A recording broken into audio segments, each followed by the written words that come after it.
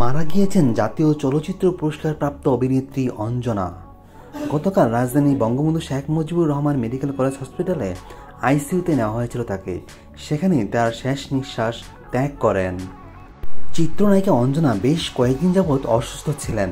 তারপর বেসরকারি একটি হসপিটালে তাকে ট্রিটমেন্ট করা হলে পরীক্ষা নিরীক্ষা করে দেখা গিয়েছে সেখানে তার রক্তে ইনফেকশন ধরা পড়ে।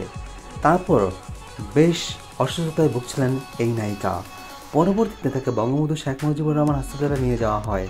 সেইখানে এই নায়িকাকে আইসিইউতে ভর্তি করা হয়। গতকাল তার পরিবার থেকে জানানো হয়েছিল চিত্রনায়িকার অবস্থা খুবই আশঙ্কাজনক এবং তিনি মৃত্যুর খুব সন্ধিক্ষণে। গতকাল শুক্রবার রাত 12টার দিকে বঙ্গবন্ধু শেখ মুজিবুর রহমান মেডিকেল কলেজ হসপিটালে তিনি তার শেষ নিঃশ্বাস ত্যাগ করেন।